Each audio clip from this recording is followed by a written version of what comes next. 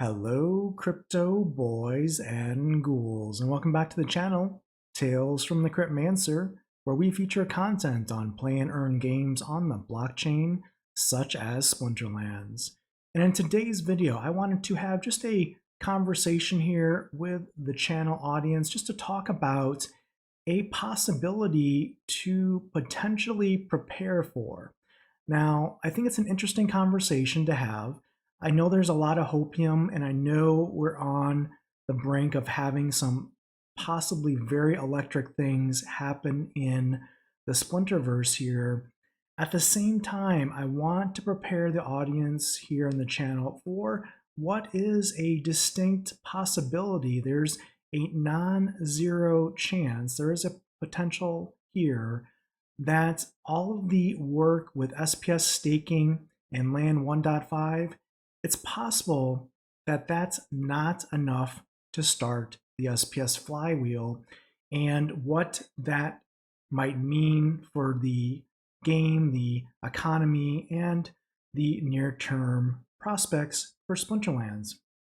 So I wanted to go through some interesting data. We can have the discussion and see what we can see here, because I'm not sure everyone's already gone through some of the data points. The first piece I want to start with here is looking at the SPS staking rewards and its impact on SPS prices and the ability for us to start the SPS Flywheel. Now, specifically here, we know that with SPS staking, there is a chart that talks about how much SPS staked you need to earn at the different rating levels of the game.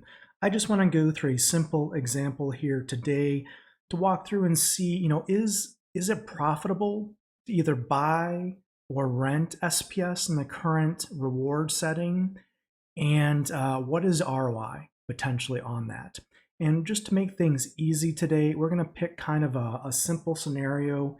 We're going to assume that our sample player here is playing right on the cusp of the bottom of Diamond 2 or the top of Diamond 3. So at that 3100 rating, we're going to assume they have all the cards necessary, either rented or owned, to achieve Diamond 2 rating at 3100. And we're going to assume they have an 8x multiplier. So nothing too crazy, but nothing too low either.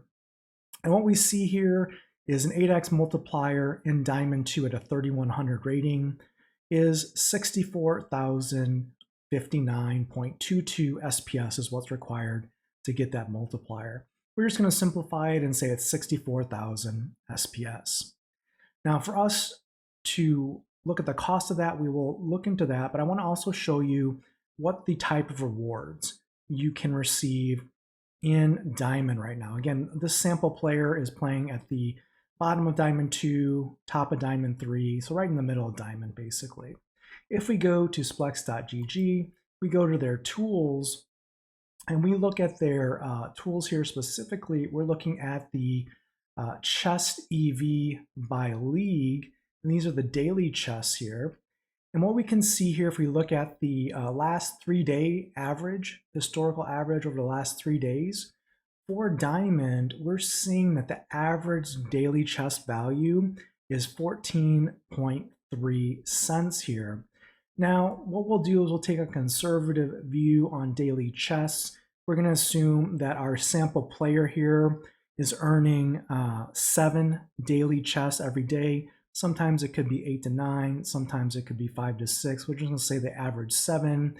And this ROI doesn't include, does not include the seasonal chests. We're just looking at the daily chests here.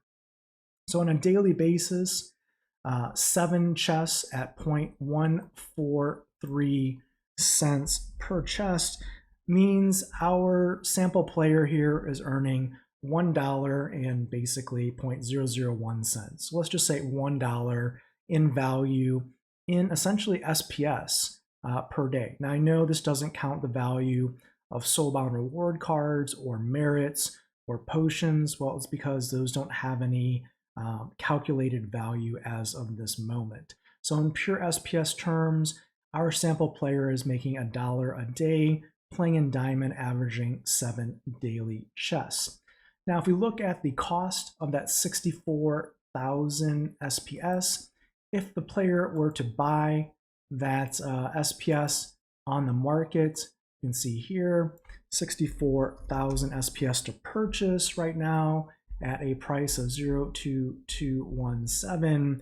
It's going to cost $1,418.88 for our player to purchase the SPS and earn those diamond daily chest rewards in Diamond League with the staked SPS. Again, assuming they already own or rent the cards already. So if we basically take here the amount earned per day divided by the cost, well, it's a pretty easy calculation, honestly. It's going to take this many days to basically get the ROI on the cost of the SPS back. It's going to take 1,417 days and change, which if we divide that by years, it would take 3.88 years of earning diamond daily reward chests to earn back that 1,400 and change in SPS that our sample player would have bought to earn diamond rewards. Probably not the best ROI for playing a Web3 game at the current prices of SPS for earnings and for purchasing here. And in fact, they would probably be better off, not financial advice in this particular case, but putting their money in like an LP pool if they wanted to earn better yields there on their investment, let's say in the asset of SPS in this case.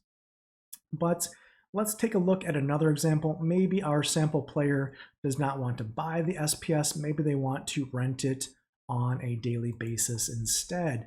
If we go to the rental market right now, we see the bids for SPS. We can see this is the available SPS. Looks like wow, it looks like there's only 1,633 on the market right now, but you can see what people are requesting to buy here. They're offering 0.008 DEC at the top here, 0.007 here. There's 12,000, 5,000 bids, 25,000, 25,000. Let's just say, let's go down here and let's say the average rental price that'll fill for a rental SPS here is 0.006 DEC. Let's be conservative and say that we could actually rent SPS at that price. So what would 64,000 SPS rented at that DEC cost be? Well, it would be 384 DEC per day. And if we look at the price of DEC right now, what we can see is DEC right now is 0.00077. So it's not too bad. It's going to cost us 21.568 cents per day if we were able to rent SPS at 0.006 DEC per day. Again, what we can see here is we're making $1 a day on average in Diamond. We're renting it out for 0.295. We'll just subtract that cost here from the actual earnings. We're making 70 cents, 0.532 on a daily basis, which means over the course of a year playing Splinterlands at the daily chest level in Diamond, we're making $257 playing a video game, which is not terrible, right? I don't think anyone's necessarily going to retire off $257 US a year, but it's, you know, better than losing money per se. So it looks like renting SPS could be a viable option to make some play and earn income here actively in Splinterlands. So where does all this go? How does this relate to our topic here of not enough to start the flywheel? Basically, it just goes to show the calculations in a real world example here that maybe renting SPS will have people actively playing Splinterlands on the rental side to play ranked battles, but buying the SPS maybe not the best ROI right now for existing players. And that doesn't even go to speak to the ability for us to bring in new players into the game where they have to not only have the cards, but also have the SPS to earn, possibly at the silver and gold levels, which are going to be likely less lucrative. So that's this SPS staking side of the game, talking about what that could mean for both existing and new players, and how that we might not have people beating down our gates and doors to come into the game to earn necessarily based on current SPS prices and the current SPS stake requirements. But there is land 1.5 just around the corner, or so we think. And what does that mean for the SPS Flywheel? Can we consume all the DEC that's in circulation and start burning SPS to mint DEC and really get things going with the Flywheel? Well, the answer to that question ultimately is probably going to rest in the fact of how much players can earn with the land game. Now, here's the one thing I don't hear a lot of people talking necessarily about in great detail, and that is the existing land reward pool. The existing land reward pool is already being given out on a daily basis right now for land holders, for those that have surveyed their land. And I don't know exactly what the SPS is per day per plot, but I think it's somewhere between like 1.6 and maybe 1.7 SPS per day per plot is what's being given out passively with no one working the land. We know that's going to change with land 1.5, where some people will earn more, some people will earn less, depending on what they do with the land. But what remains the same, no matter how you slice and dice it, is the reward pool. The reward pool for land is fixed here. When it was originally announced, which was over 24 months ago, the SPS tokens per month initially was 6.25 million for the land reward pool. Now we know that we get a decrease uniformly across all reward pools at a rate of 1% per month, and it's been 24 months since the SPS airdrop started. So the current monthly SPS reward pool for land being the initial 6.25 million minus the 24% decrease, which is going to be 4.75 million left in land rewards per month. If we divide that by an average of 30 days per month, it means the game is going to give out 158,333 SPS per day as part of land 1.5 when it releases. This is a rough estimate, but we can use this, I think, with pretty good confidence as a order of magnitude. Now, if you watch my most recent video talking about DEC hoarding and where are the land owners at when it comes to DEC staking, from that video, I'll definitely recommend you watch that if you haven't. It's on my channel here, but the number that we saw, if we looked at just the DEC SPS LP or liquidity pool, basically there was enough DEC total in that liquidity pool to basically work 22,000 plots of land. Now, I know there are 126,000 surveyed plots of land out of 150,000, but there are many people in the YouTube comments out there that seem to think much of that land will not be worked initially. So let's humor them and say that that is the case, that maybe initially 126,000 plots of land are not worked when land 1.5 comes online. And let's say the DEC liquidity pools are basically used up, and that DEC is essentially 1.1 billion DEC is used for land, for workers, staffing initially 22,000 land plots. If we look at the math here, what that works out to be basically, if we take 126,000 surveyed plots of land here, we're going to divide that by the 22,000 that are going to come online. It's basically 17% of land is what we would estimate would be working once land 1.5 goes live. Now, is 17% too low? Is it too high? I'm not sure. For this particular example, we'll just use 17% or 22,000 plots, and you can adjust the basically the calculations and the hypothesis based on if you think more land or less land will be used initially. But again, if we take 158,333 SPS being delivered on a daily basis for landholders, and we're saying only 22,000 plots of land are going to come online. Again, that number might be low, but let's just say that's the number, 17% roughly of surveyed plots. It means that each plot of land on average will give out 7.196 SPS. Let's just round it to 7 SPS. Now, it could be more than 7, it could be less than 7, because we know it's going to depend on your production points of your land workers. Let's just say it goes up from like the 1.6, 1.7 SPS that's being spread like butter across all surveyed plots, and it goes up to 7.196 SPS per plot of land, roughly speaking, on average.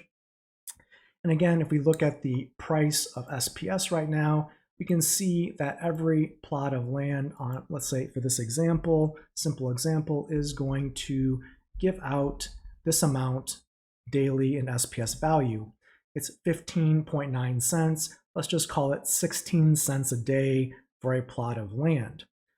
Is that good or is that bad? And how does that affect the ability for us to start the SPS Flywheel? Because for the SPS Flywheel to start, the thesis or hypothesis is that a lot of DEC will be staked and taken out of circulation, creating a shortage of DEC because all of that DEC will go to land for land staking.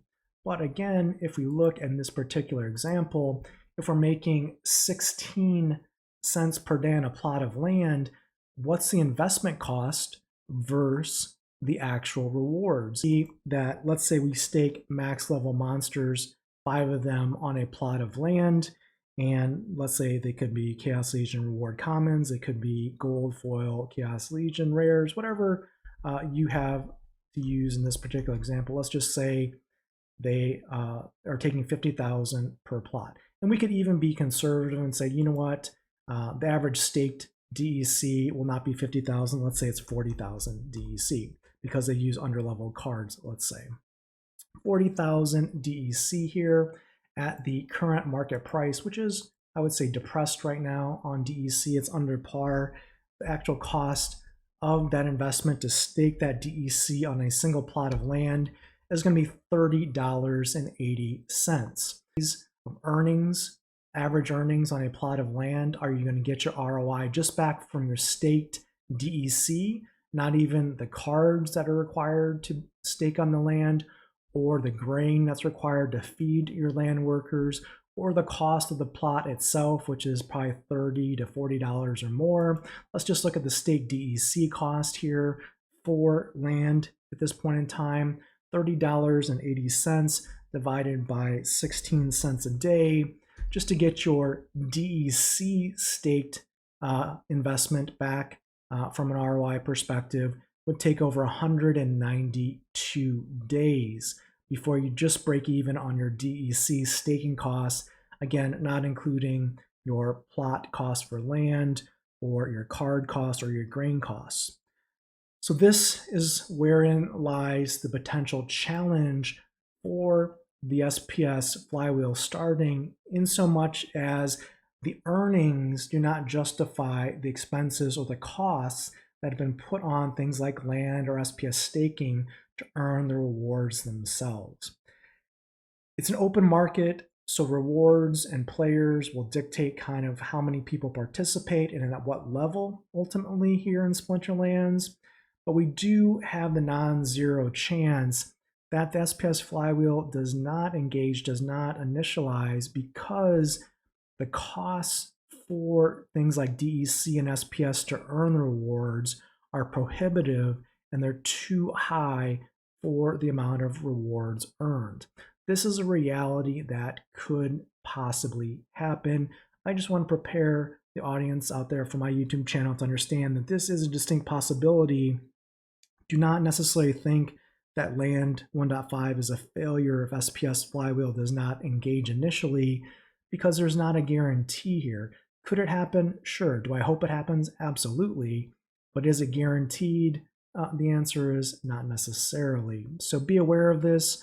Plan for both possibilities. You could plan for a meteoric rise with SPS, with the flywheel engaging, or it could go sideways or even down after land 1.5, depending on, again, things like the cost versus ROI calculations here.